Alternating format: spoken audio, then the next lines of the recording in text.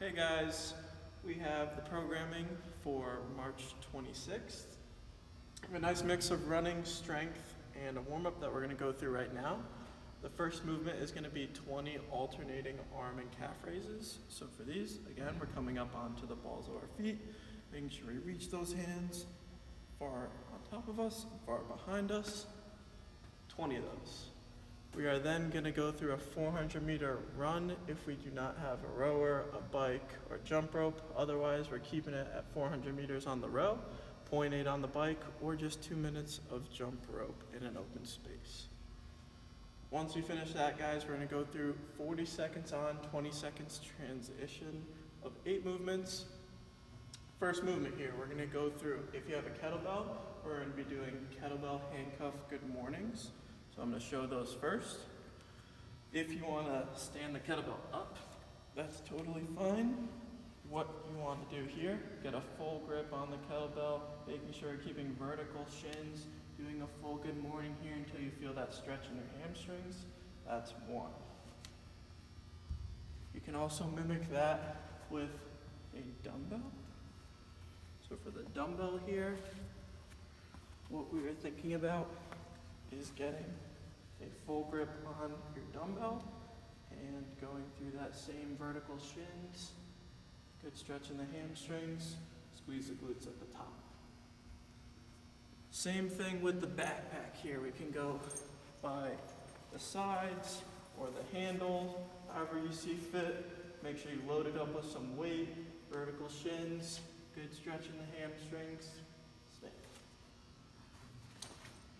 That is the handcuff good mornings. Next, we're going to go through alternating forward lunges here. So, just like in class, if you have a seam that you can grab, go ahead and stand equidistant apart from it. We're lunging out, back knee kissing the ground, chest up, driving through the heel to stand. Next, we're going to go through either kettlebell, dumbbell, or backpack Russian twists. So I'm going to have my kettlebell here, take a full grip on either side of it, and go through Russian twists. Tapping the ground with the kettlebell. If you want to rotate your feet, it's totally fine. Same thing goes with the dumbbell here.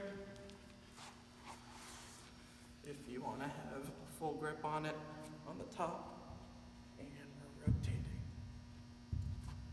Same goes for the backpack. Just going with the backpack, obviously loaded up with some weight here, and Russian twists.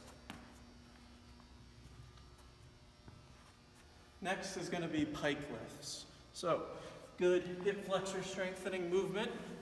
What we are doing is planting our hands on the ground. You don't have to lock your elbows, just think about relaxing your arms. If you need to point your toes, we're lifting our legs off the ground, keeping a nice straight chest and down, up and down. These are difficult if our hip flexor strength lacks, so there's a good chance to work on things for like squatting, deadlifting, gymnastics. Helps a lot. Next, we're going to be going through either kettlebell, dumbbell, or backpack Bentover Rows.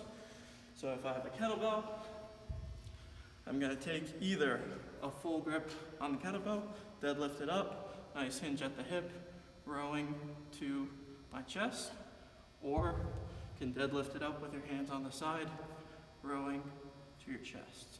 Think about keeping those elbows in.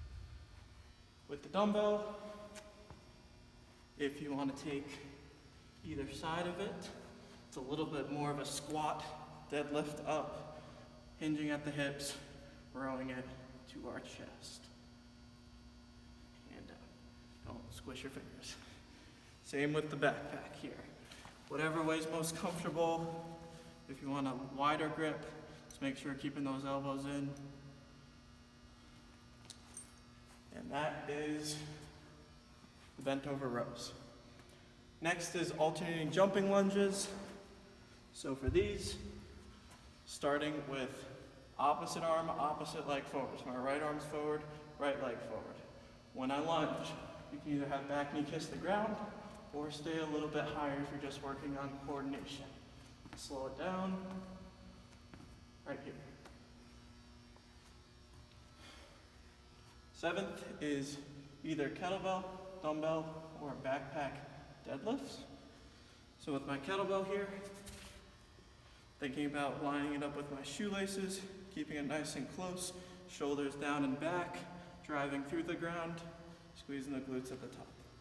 When I go down, notice my shoulders are still pulled back. A little bit more bend at the knee because it's a kettlebell, not a barbell, but remember to keep those shoulders down and back. With the dumbbell here, a little bit more involved because it's going to be double. If you have 2 dumbbells and a lighter set and you want to warm up with this set, feel free to use it. But we're going to deadlift the dumbbells up, driving through the ground.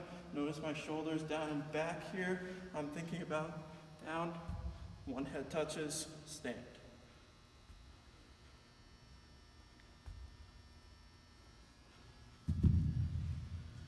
And with the backpack, same deal here. I would hold it by either the long side, right here, shoulders down and back, and touching the ground with whatever weight you have in.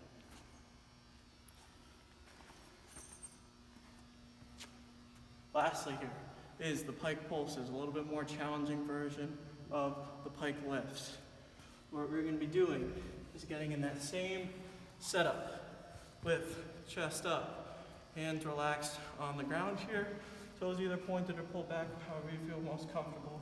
Now we are keeping our heels off the ground, but pulsing with our legs.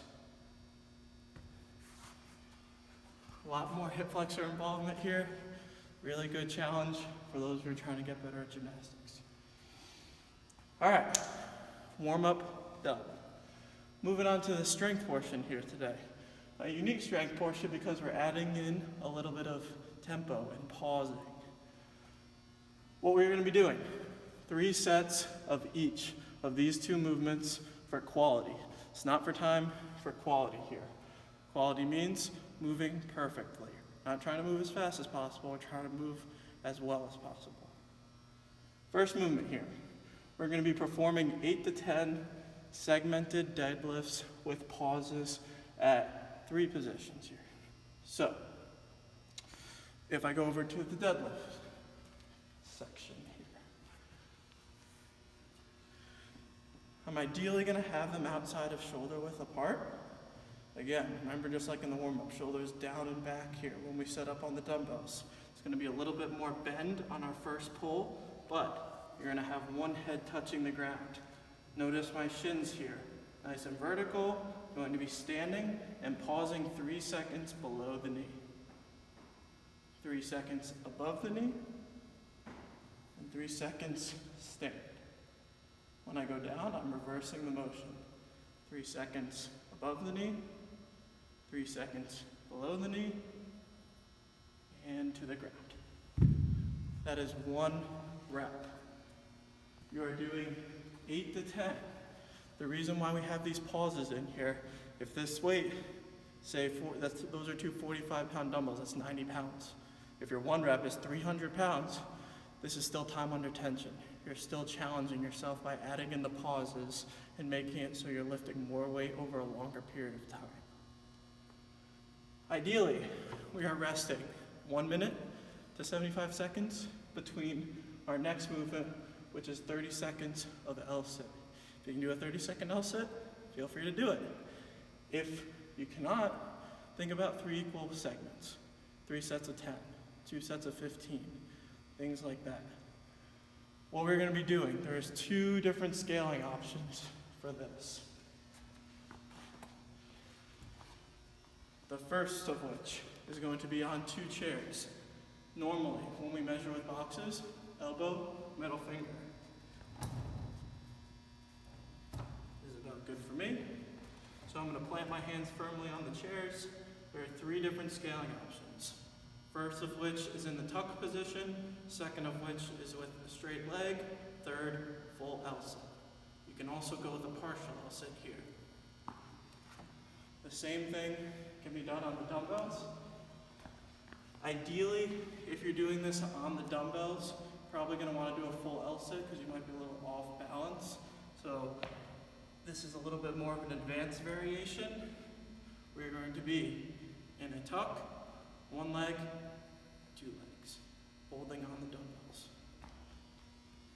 So that's what we have for the strength portion here. When we have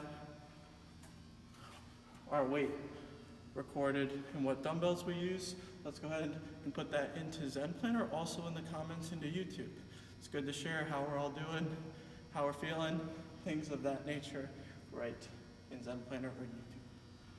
If you have any questions, also feel free to ask a coach. You'll all have access, depending on your membership, to a certain amount of check-ins. We're here for you guys. What we are doing last is the WOD. We are picking one of two options, the first of which is completing 6 sets of 400-meter runs. In these 6 sets here, ideally, we are taking 2 to 3 minutes rest in between each set. So what that rest is supposed to be, returning your heart rate to baseline. You should feel fully recovered before you start your next set. It's okay if that's a little bit longer, but you want to feel like you're ready to go. You're ready to try to match your previous time. When you finish your 6 sets here, go ahead and record every time that you did in those 6 sets and post it in the comments. If we need to sub something, but tomorrow's supposed to be a nice day, so hopefully we won't need to sub anything. Rowing, biking, or power walking for those who might have something going on with your knees, hips, ankles, things like that. Secondly, if you can find a hill, for a little bit of an upgrade here, complete 6 to 8 max effort hill sprints with 2 to 3 minutes rest between efforts. These 2 to 3 minutes are still meant to be recovering back to baseline here. The hill is going to be a little bit more of a quad engaging movement as opposed to just a run, which is a little bit more aerobic based. If you cannot find a hill, there are a couple hills located in the neighborhoods across from Whole Foods, right over near Mod Pizza and that little plaza right next to the gym. If you need to go to those hills, go ahead and post if you find a good one for other members to do their workout on too. Again, guys, the goal here is to get outside, stretch your legs, enjoy the day. Obviously, consistency is good, but if we're just not feeling it that day, just go ahead, enjoy the day. Thank you guys. See you later.